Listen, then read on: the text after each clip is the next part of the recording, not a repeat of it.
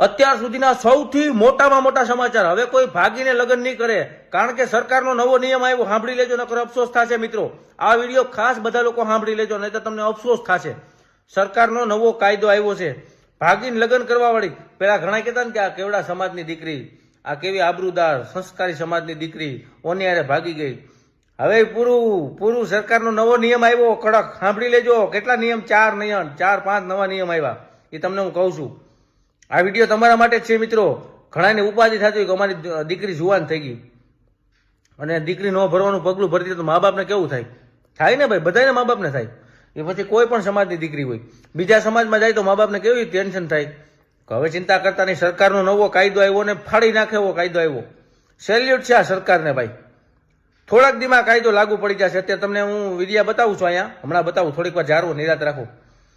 એવો કાયદો આવ્યો, તમે ખુદ ખુશ થઈ જશો મિત્રો। અને જેને લવ મેરેજ કરવા છે, વિચાર કરે છે કે ભાગી જવું, એ લોકોને તો હાંડા અભડાઈ ગયા હવે। કેમ કે સરકારે એવો કાયદો કાઢ્યો છે કે તમે હેરાન થઈ જશો સાંભળીને। 4 કાયદા કાઢ્યા અને એ રજૂઆત કાલે વિધાનસભામાં મૂકવાની છે। જો વિધાનસભામાં સહી કરી દે ને એટલે પૂરું, બાકી બધા કાયદો લાગુ પડવા માંડ્યો છે। અને આ કાયદો આપણા ગુજરાતમાં લાગુ પડવો જોઈએ કે નહીં, મને કોમેન્ટ કરજો। વિધાનસભામાં આ વસ્તુ રજૂ કરવાના છે 2-3 દિવસમાં। જો વિધાનસભામાંથી ઓકે કરી દીધું ને તો લવ મેરેજ ગયા, લવ મેરેજ થતા અટકાઈ જાય। કોઈ ભાગીને લગ્ન જ નહીં કરે, ભાગશે તો પોલીસ વાળા પકડી લે। કેમ કે લગ્ન કર્યા વગર ભાગી ન હોગો, બે ભાગીને જાહે ક્યાં, જંગલમાં જાહે, 1 દિવસ 2 દિવસ પછી પકડાય એટલે પોલીસ વાળા મારીને તોડી નાખશે। અત્યાર સુધી જેને લવ મેરેજ કરી લીધા ઠીક છે, બાકી હવે કોઈ કરી શકશે એવું મને નથી લાગતું। જો હું તમને હું નથી બોલતો, આ ન્યૂઝમાં આવ્યું એ તમને હમણાં હું લાઈવ હું બતાવું। તમને એમ છે કે દેવભાઈ હું બોલે, પણ હું નહીં, આ સરકાર ખુદ એમ કહે। જો તમને સંભળાવું હમણાં, અને આ બોર્ડે મૂકી દઈશ, વાંચી લેજો મિત્રો। ઘણી વાર આપણે એવું સાંભળ્યું કે આ સંસ્કારી, આબરૂદાર, રૂપિયાદાર અને માભાદાર કોળની દીકરી બીજા સમાજમાં વહી ગઈ, એવા દાખલા આપણે સાંભળ્યા હતા ને। અને જે ભાગીને લઈ જવાનો છોકરો હોય તો હાવ ગરીબ હોય નહીં, કયા સમાજનો હોય તો એ તો મારે જાજુ બોલવું નથી, એવા દાખલા ઘણા બધા આવેલા છે। આપણા કોઈ સમાજનું કોઈનું નામ નથી લેતા આપણે, એટલે હું કઈ ઉપાધિ નહીં કોઈ, બરાબર। તો હવે એ અટકાઈ જાય। જો પહેલી વાત હું તમને સાંભળાવું, હું કાયદો આવ્યો એ સાંભળજો, ધ્યાનથી સાંભળજો શું કાયદો આવ્યો।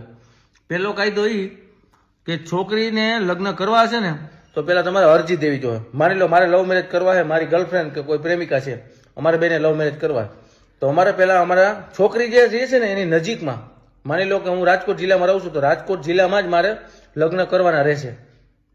અને લગ્નના 30 દિવસ અગાઉ તો મારા સસરાના ઘરે નોટિસ મોકલવાની રહેશે, છોકરીના ઘરે। અને છોકરીના મા બાપને ખબર પડશે કે આ બે ભાગીને લગ્ન કરવાના છે। છોકરીના મા બાપ એટલે કે મારા સસરા કહેશે કે હા લગ્ન કરવામાં ઓકે, વાંધો નથી અમને, તો જ કરવાના। અને 30 દિવસમાં મારા સસરાને જવાબ આપવાનો રહેશે, એટલે કે છોકરીવાળાના માતા પિતાને 30 દિવસમાં જવાબ આપવાનો રહેશે। ત્યાં સુધીમાં તેને રજીસ્ટ્રેશન કરાવી આવવાનું કે અમને મંજૂર નથી। જો મંજૂર ન હોય તો ત્યાંથી જ બધી કાગળિયા ફાડી નાખશે, બરાબર।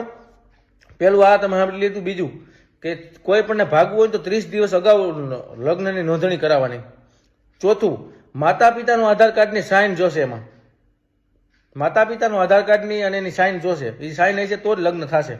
કોની? છોકરીવાળાના, છોકરાવાળાના નહીં, બરાબર। અને જે તાલુકામાં કે સિટીમાં રહેતા હોય ને એને આજુબાજુમાં જ લગ્ન કરી શકશે, બીજે ક્યાંય ભાગીને આગા પાછા દૂર નહીં જઈ શકે।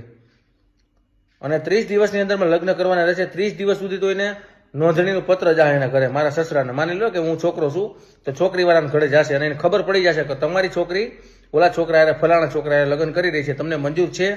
એને મંજૂર રહેશે તો જ લગ્ન થાય, નકર ત્યાંથી અટકાવી દે, બરાબર। અને માતા પિતાની સાઇન ફરજિયાત જોશે। 4 કાયદા નવા આવ્યા છે, તો તમને વચાડી દીધું મેં। તમારું આ કાયદા વિશે હું કેવું, જરા કોમેન્ટ કરજો। આ કાયદો જો અમલમાં આ લાગી ગયો ને, ઘણી જગ્યાએ લાગી ગયો છે, જો આપણે ગુજરાતમાં એ લાગી ગયો ને તો ભૂકા પોલી જાય। તમારું જરા શું કેવું મને જરા કોમેન્ટ કરો તો મિત્રો, ધન્યવાદ।